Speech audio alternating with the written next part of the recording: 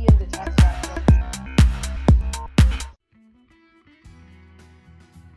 I'm Danielle Harder. I'm a professor in the School of Journalism at Durham College in Oshawa, Ontario.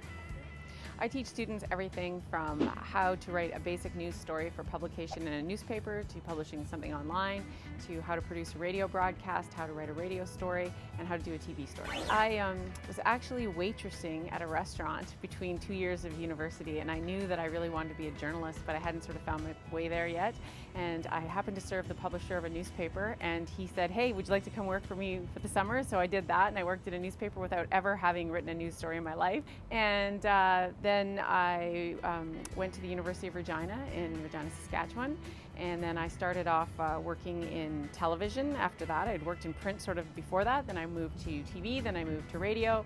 Then I worked at CBC radio and television for a long time, and then I had 3 kids, and I decided that I would become a freelancer, so I started writing for national magazines and kept my foot in the door at CBC all that time. It was really exciting, and that's why I haven't completely left it. I'm going there to work this summer in between the semesters.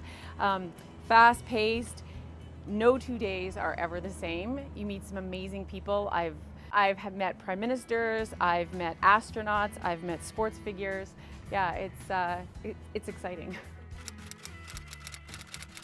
So I've kind of worn a few hats, but if you're a general assignment reporter, which is where most people start, you come in for the day and we have something called a story meeting where you kind of pitch ideas that you think would be interesting stories to tell. So maybe you were, at a soccer game last night and you overheard someone on your hockey team or on your soccer team talking about something. You go, "Hey, that's a cool story."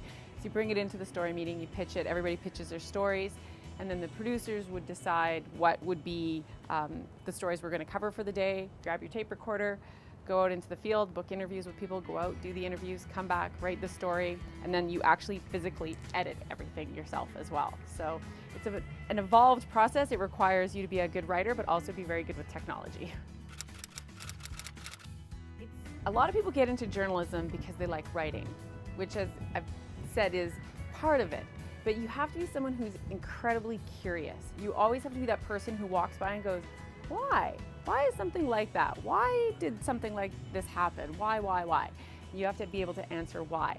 For someone who wants to get into this as well, you need to have some sort of technological savvy. So if you understand there's so many forms of software now, people can learn to edit online. A lot of people do it just for fun, using iMovie, using Audacity, all things like that. So really, if you want to be a journalist, a lot of those tools are already out there, but you come to us kind of as finishing school.